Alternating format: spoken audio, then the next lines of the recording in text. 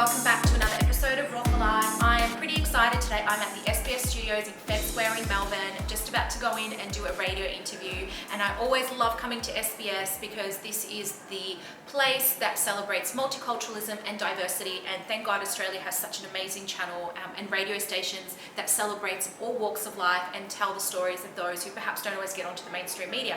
So I'm about to go into the interview and I hope that you enjoy it. I'll see you soon.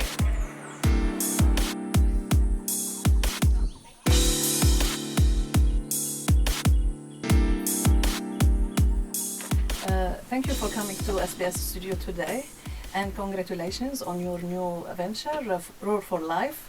Tell me about it. How did you come up with the idea?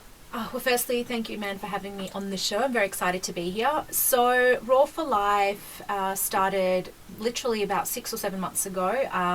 I've always wanted to have my own show. I've always wanted to have a cooking show, and I just thought one day I kept thinking about it, and someone's like, oh, you should you're so good. And I ended up filming like a short video when my sister was overseas just to send her. And it was just about, I was making tabbouleh, and I had such good feedback on it. Everyone's like, oh, you should have your own show. And I just thought, wow, I've always wanted to have my own show. So I literally got up one day, it was just me and the camera, and I got in the kitchen and I just started doing it.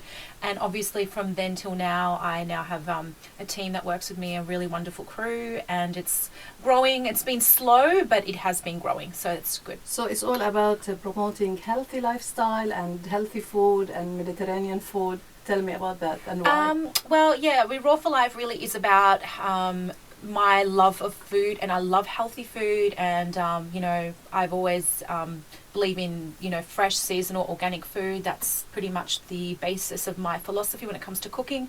And also because so many people don't know how to make healthy food, and it's so simple. So there's a lot of things that I've learned growing up that I'm surprised people don't know about. So I just wanted to share those little tips and tricks that I've learned in the kitchen, because healthy food people think it's boring, but it can be actually amazing and delicious. Mm-hmm. And how did you learn that? Where have you learned about food and organic food and your philosophy about food? Is it from home, or is it because you like it, you researched it, your background maybe? Yeah, I started cooking when I was about 5 or 6. I just grew up, I always was fascinated with food, watching my mum. My mum did, because I was always bothering her about it, so she let me cook in the kitchen. And my dad is always been very, very healthy. When we were kids, we weren't allowed to have sugar, and he grew everything in the garden, and so I've just got an appreciation for homegrown healthy food, and the organic thing just came because once I learnt about what was in our food and chemicals and all that, it just made sense, because I was like, how come it doesn't taste the same as the stuff my dad grows in the garden? And then I started learning about all the sicknesses and the things that can come from pesticides, that I just went organic. Why Mediterranean, let's say, or Middle Eastern food in particular? Because I love all food, but I think that Middle Eastern food, particularly Lebanese food, is the best food in the world. I'm very biased about that. I love all sorts of food. I'm big on Asian food as well, but I love it, and I love because it's so healthy, and we eat a lot of, with all of our food, we eat a lot of raw vegetables as an accompaniment to food, and it's the best. The Mediterranean diet, it's been proven over and over again to be, one of the healthiest diets in the world.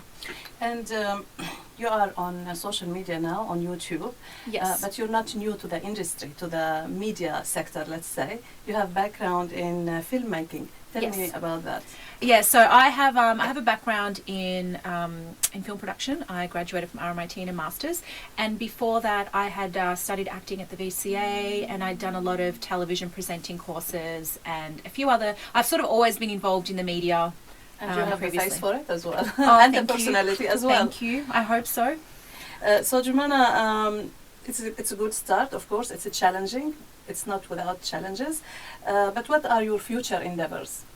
So from this, I love the YouTube platform, and I really, for those that are watching or listening to this interview, what I really want to encourage is that if you do want to have a show, or you do have a passion for presenting, or there's something that you're really passionate about, YouTube is such a great platform, because you can get most things quite cheap, and basic lights and basic camera and basic sound equipment, and you can just make videos and just build up whatever your message is that you want to give to the world we didn't have that, 10 years ago.